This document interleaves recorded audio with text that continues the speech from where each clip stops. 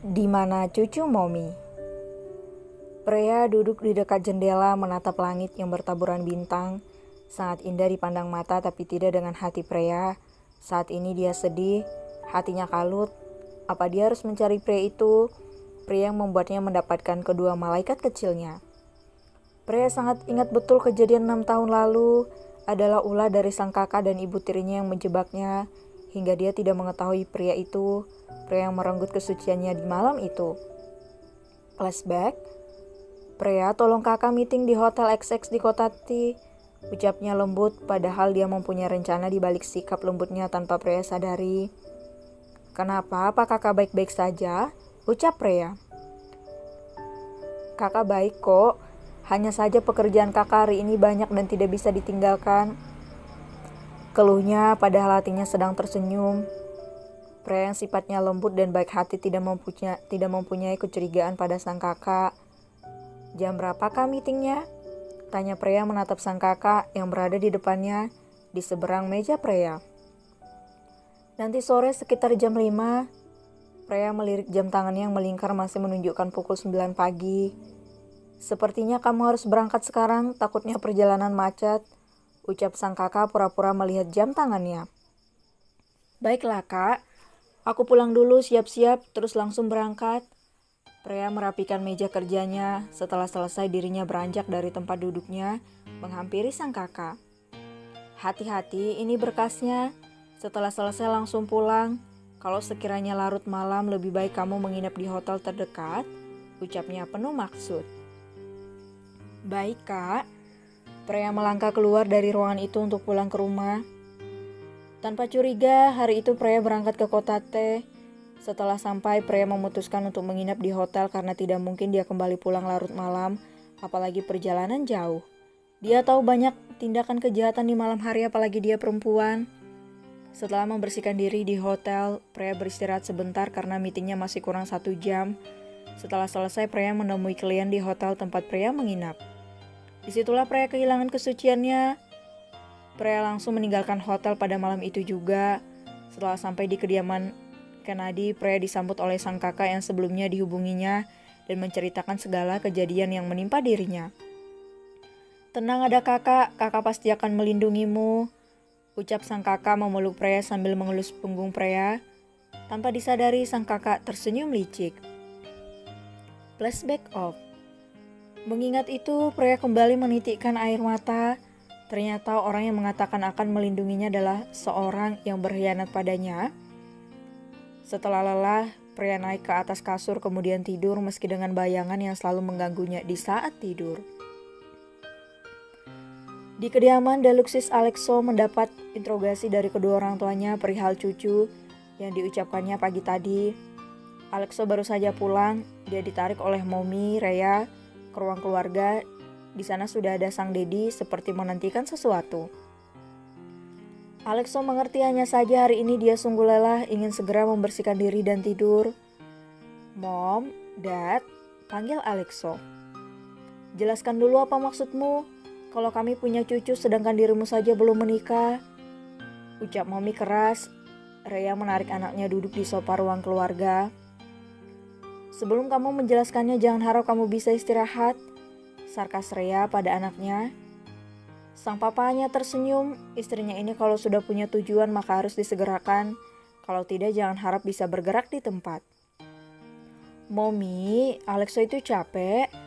Keluh Alex mencoba menghindar. Jelaskan sekarang, ucap Rhea tanpa peduli ucapan Alex. Baiklah, ucap Alexo pada akhirnya. Pasrah jika tidak maka sang Momi akan terus bertanya tanpa lelah. Benar-benar Wonder Woman. Alexo terpaksa menceritakan dari awal 6 tahun lalu. Dan baru-baru ini ada seseorang yang memanggilnya Daddy dan itu pun bukan satu orang melainkan lebih.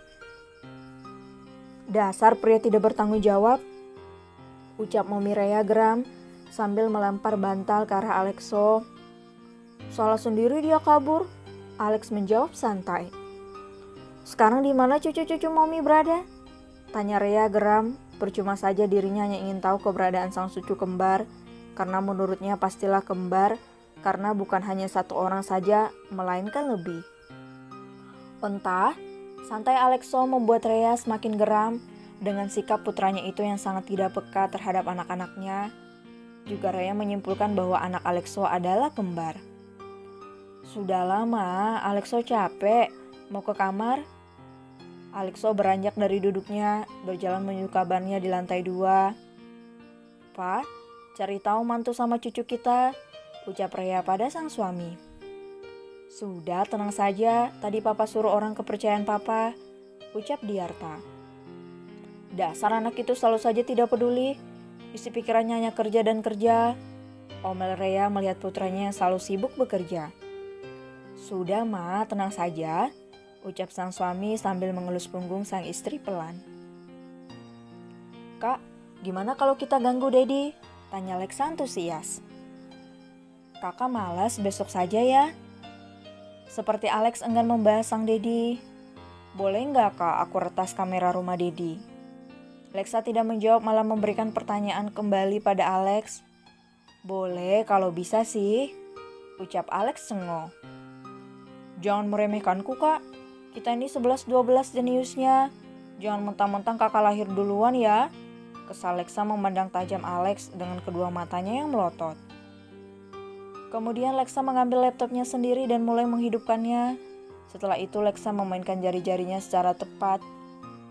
Entah apa yang dia lakukan dan dia ketikkan, hingga muncullah gambar CCTV rumah itu, rumah sang Dedi. "Segini doang keamanan di rumah Dedi? Patut dicurigakan yang bekerja di sana," gumam Lexa pelan. Lihat deh Kak, apa ini Oma sama Opa? Terlihat masih muda," ucap Lexa sambil menaik tangan Alex kemudian memperlihatkan layar laptopnya, dan gambar itu seperti berada di ruang keluarga. Alex pun melihat layar laptop yang menampilkan kedua parubaya laki-laki dan perempuan. Ternyata Opa bergerak cepat, tidak seperti seseorang. Batin Alex melihat wajah itu yang terlihat dari samping. "Gak sabar deh bertemu mereka," ucap Lexa dengan bibir mengembang. Senyumnya mereka, sebentar lagi dirinya akan mempunyai keluarga yang utuh. Alex hanya diam saja mendengarkan celotehan sang adik yang memang semangat dalam hal apapun tanpa risih. "Sudah, lebih baik sekarang kita tidur. Lanjut besok lagi," ucap Alex pada Lexa. "Jangan lupa matikan itu," Alex menunjuk layar laptop Lexa yang masih menyala. "Baik Kak." Lexa mematikan laptopnya dan merebahkan dirinya di kasur. "Semoga keluarga kita bisa bersama kembali. Aku akan sangat senang," batin Lexa kemudian menutup matanya. Sedangkan Alex, "Aku harus segera membuat rencana selanjutnya," batin Alex sebelum tidur. Dirinya berdoa terlebih dahulu kemudian memejamkan matanya.